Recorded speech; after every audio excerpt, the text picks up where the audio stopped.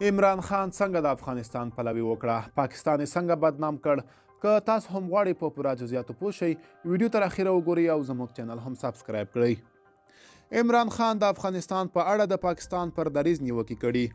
د پاکستان د اپوزیسیون مشر او پخوانی لومړی وزیر عمران خان وایي چې که د افغانستان سرپرست حکومت خپله همکاري ودروي نو په پاکستان کې به د ترهګرۍ پر ضد روانه جګړه اوږده شي.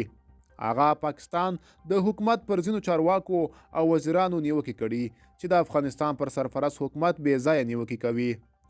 د پاکستان پخوانی لومړی وزیر په ډاګه کړي که چیرې افغان لوري د ترهګرۍ موضوع کې خپله همکاري بنده کړي نو په پاکستان کې به د ترهګرۍ پر ضد جګړه به نه یوازې اوږده شي بلکې دا به د پاکستان لپاره پر یو عذاب بدله شي.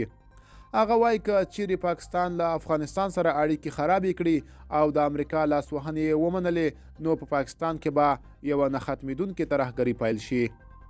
عمران خان زیاته کړې له ترهګرۍ سره له امریکا څخه پاتې شوي عصري وسلې دي خو پاکستان پولیس په خپلو وسلو سره د هغو مقابله نشي کولی.